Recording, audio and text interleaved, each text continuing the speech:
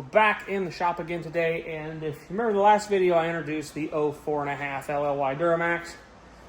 Well, I give it some love, I cleaned the interior out, put a buddy seat in it and everything, and then the brake lines decided to blow out.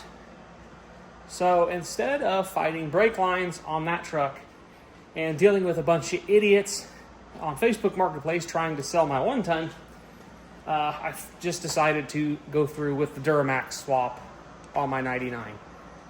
It's quite frankly a lot cleaner of a truck, tenfold.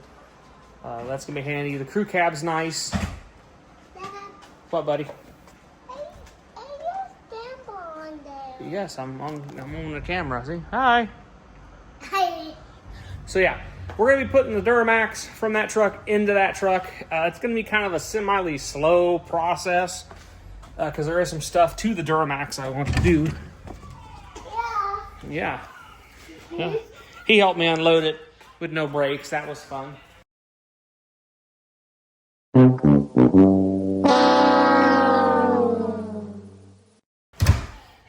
This truck is heavy in the nose. I'll tell you that. That Duramax is not light. Yes, it's heavy in the nose. So, first order of business, I've got HP tuners loaded up on my laptop. I'm going to go ahead and unlock this PCM with it and turn VATs off. Then I'm going to try to start it without the BCM connected, so then I pretty much know I can run this. I'm not familiar enough with the Duramax PCM comparative to like an LS PCM. I know they're a little different. I know VATs pretty much does control that on all GM stuff, so, but, well, what happened? This TV broke. This is no bueno. I think it just is the end of your show there. Now it's the next one. So yeah, I'm gonna go ahead and do that. We've got a pan underneath there catching what's left of the brake lines. It was all the lines are shot underneath the truck. So the frame does have a pretty good amount of rust, and it's probably just gonna benefit more using this cab on the Super Shorty project, using the engine transmission in the 1-ton, and then using the 480 out of the 1-ton in some other projects. And then I got 11.5-inch rear end for another project, and yeah, we're going to be benefiting a lot of projects. So we're going to continue on this, and we'll catch you guys in a second when I get a little farther with what I'm doing today. Okay, flashed it with HP tuners and took out the VATs. That was a pain. I had to come through, pull the radio fuse and the amp fuse out of it, call a priest, do all kinds of stuff, put it in slow write mode to get it to write. But it finally wrote, so I pulled the BCM out. There's the BCM. So we'll see if it doesn't need this. And yeah. Okay. See if it'll start. Hey! It didn't die, but we aren't charging. So the BCM must control charging on this truck. So we'll have to figure that one out, but I should be able to just excite the excite the alternator on the, just like an LS swap, because these use the same alternator as a LS style truck, more or less. The rectifier is the same. So that should be pretty easy, but I'm gonna leave the trickle charger on it because we're down around 10.6. That's part of the reason it didn't want to charge, didn't want to probably tune either, is because the batteries are a little on the low side. So, which does kind of stink because I was hoping to use these on my 1-ton, so I didn't have to get batteries. But it looks like we may have to get some batteries for it.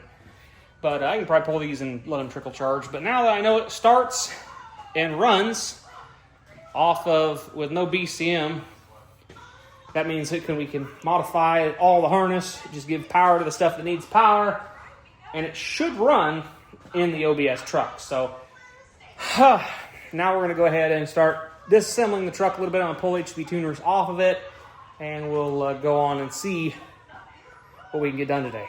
We'll see. So guys, this thing's big. I got all the core support off, the intercooler, the radiator. I'm saving all that stuff because a lot of that stuff will be used in the swap. I've got to make that fit in that tiny radiator core support in the OBS, and that it's been done, but it doesn't look fun. I'm also got to blow the radiator out because it's full of crap. They both need probably blown out real good. The cooling stack did. But yeah, she's a big motor. I mean, the 454 big block isn't a small engine either, but I think they're about 200 to 300 pounds lighter than this. So I know this was heavy on my truck because it picked it up off the ground. Got my light? Yeah. No, I'm busy. I'm making a video. But yeah, I got everything ready. I got to get somebody over tomorrow to help me pull the hood off, pull the fenders off, and then we'll keep on cracking, pulling this out. I don't know how much of cleaning I'm actually going to do to this engine. I wanted to clean it up and paint it, but it's not, you don't really see much of it. Honestly, it's pretty hidden. I may replace a few gaskets, but I don't really want to pull all of the wiring off this block if I don't have to. Yeah, I don't know where I'm going to hook to pick it up. I yet to figure that out. I gotta look for some places to pick it up, and that won't destroy stuff. I could probably pull one of the manifold bolts out, maybe, and pick up off the manifold. Hell, I don't know. We'll see. We'll see when we get that far. So, all right, guys. Catch you guys in a second when we get another day and get this hood off. So, yeah. It's the next day. I ended up taking the hood off by myself. It wasn't very hard. Didn't really want to try to scratch it too bad. I didn't scratch it at all. So we're doing pretty good there. Got the fenders off. Got the cab off. There's a few things on this cab that I'm going to have to address before it goes on the Tahoe frame. But that won't be too hard. I want to build me a nice little stand with some roll-around wheels that keeps it off the ground so I could actually work on the rockers and stuff before it goes on the frame. But yeah, I went ahead and drained all the fuel out of the fuel tank. I got about 13 gallons out of the tank that was left. Apparently I didn't realize there was that much left in that tank, but I'm still overwhelmed by how ungodly huge this package is. And it's scaring me and hoping it will fit in that truck. And there's a lot of guys that have done it, so it's possible. But it's just still kind of scary. I went ahead and ordered, the diesel shop swap mounts for Duramax and no BS. So we'll see how well them work. I'm going to try to modify my stock cross member to fit the 2-bolt Allison style mount. Yeah, what else? Got the frame harness, the frat back. I just cut the ground off and the ABS stuff off here because I don't need it. Got all the power steering stuff wrapped back together and just kind of hidden down there. Got the wrap. This is going to be wrapped up here when I pull it off. I'm really considering labeling everything and pulling the main harness off just to get it out of the way. The ECM and the TCM, just to get them out of the way, and I can unplug the glow plug module. It's got the big wire here, which I'm not real sure. Ow! That hurt.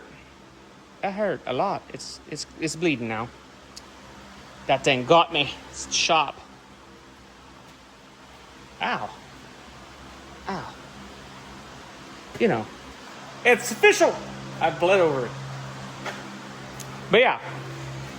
So I think I'm going to go ahead and pull the ECM, TCM wiring harness because I'd unplug that. Oh, yeah, we're really good. It is bleeding pretty good now. Anyways, we'll ignore that and it'll go away. But yeah, I'm going to probably unplug the 2 connectors there and then the glow plug module, and I'll unplug the transmission, and then we'll just have to label the speed sensors because there's 3 of them. I'm only used to 2 on a 480 and 1 on a 460, so 3 is a crowd. But I'm gonna go ahead and get them pulled off. That'll just make it a little easier to pull. I'm still trying to figure out how I'm gonna pull it. I'm gonna probably put a chain back here on these bolts. I don't think I can get it to it on the other side. There's a bolt on the back of the, or bolt hole back here on this bracket. I might use that. That's, you got 2 bolts into the deal and it's cast steel. I don't really want to lift up off the aluminum head, but I'm probably going to have to. So, yeah. If I had a lift that would pick my truck up, I would set the engine, I'd split the transmission and engine, and I'd set the engine in first, and then I put the transmission in later. But, Yeah. I don't know how many times this is going to have to go in and out of the truck. So if I can, maybe I'll pull the front accessories off of it too, lighten it up a bit. I don't need the alternator, AC compressor, stuff like that on there. I'm going to try to lighten it up some. So we'll see. We'll see what we can do. So, all right, guys. As much as I would have liked to have got this engine out of this frame in this video, I still have a lot of work to do. I have to get the Suburban moved so I can shove this back, so I can take that and shove it over there where I got to move that. The engine hoist for the Ranger, you know, I got to move stuff around just to put it there for right now. Then I'll have to pull the Tahoe frame out eventually and pull that cab off, and I'm probably going to pull the engine and transmission out of that. I think I'm going to put a 6-liter on it, or on that chassis. I think I'm going to definitely get new brake lines, but I think I'm going to clean it up and paint it and replace a bunch of the stuff for, I don't know if I'm going to replace the stuff for the ride control. I might. I don't know. Then I got to go through and do all the wiring, swap out dashes. I think I can plug this cab in right now on that frame and it'll start and run. I think the harnesses are close enough that it should start running and move. But who knows? I wouldn't mind doing that just to make that thing easier to move. I'll tell you one thing, this Duramax frame weighs a lot more. It's a lot easier to move around than that all-wheel drive, well, full-time four-wheel drive frame. So anyways, guys, like I said, I would like to get this out in this video, but I'm tired. Got to get this edited so I can get it up to you guys so you guys know what's going on. Anyways, so I'm going to go ahead and call it here, and we'll catch you guys in the next one.